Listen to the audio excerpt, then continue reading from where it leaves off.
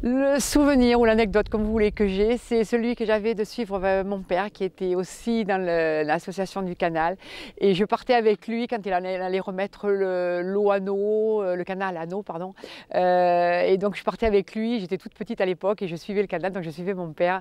Voilà, donc je pars du principe que j'y suis attachée plus que de raison. Mon père étant parti l'année dernière, donc voilà, c'est un souvenir qui me tient à cœur et c'est pour ça que j'y reste un peu pour lui aussi. Quand on apprenait à nager, on coupait, on n'avait pas de bouée, on n'avait pas de... Alors on allait au bord de la rivière et on coupait des joncs. Le jonc, c'est ce qui pousse au bord de la rivière, où les libellules, elles allaient se poser dessus.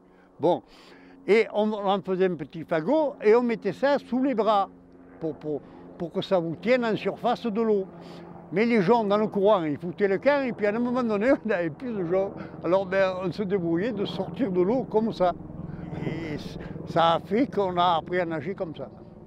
L'une des anecdotes, ça a été de voir qu'effectivement l'embouchure est fermée et on a eu effectivement pas mal de gens qui essayent avec la pelle et la pioche de creuser une brèche. Mais forcément creuser, au lieu de creuser de la rivière vers la mer, creuser de la mer vers l'Argence. Donc du coup, les vagues systématiquement recouvraient ce qu'ils essayaient d'ouvrir. Et donc à un moment donné, cet été, elles sont venues à une quinzaine avec la pelle et la pioche, ont créé une brèche, ont réussi à ouvrir une brèche. La brèche a duré 2 jours. Donc c'est effectivement, c'est pas la bonne volonté qui manque, c'est qu'effectivement on ne peut pas agir contre la nature, elle reprend ses droits.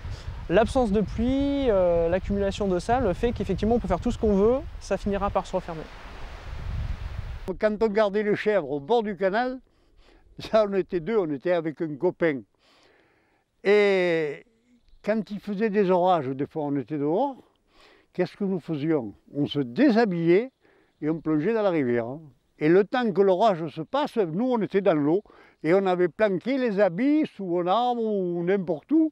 Et quand le soir on arrivait à la maison, les parents nous disaient « mais tu n'es pas mouillé ?» Eh bien où tu étais? J'ai dit « on était dans l'eau ». Voilà, on se mettait dans l'eau quand il pleuvait. Et ce qui fait que on n'était pas mouillé. Voilà.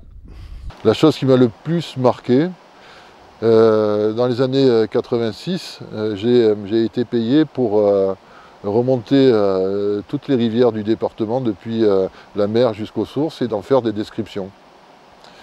Et je commence l'Argence, après avoir fait tout le Gapeau, et à un moment donné, j'arrive à Vidauban, et j'arrive plus à passer par la rivière.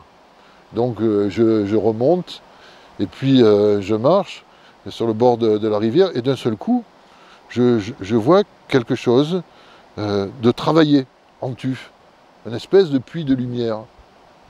Et je me dis, tiens, mais qu'est-ce que c'est ce genre de truc?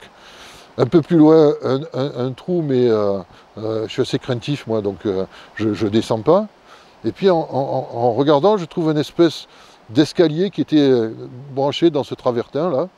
Et j'arrive dans cette extraordinaire, mais vraiment extraordinaire, chapelle troglodyte qu'il y a à Vidauban, dans le passage d'Entraigues.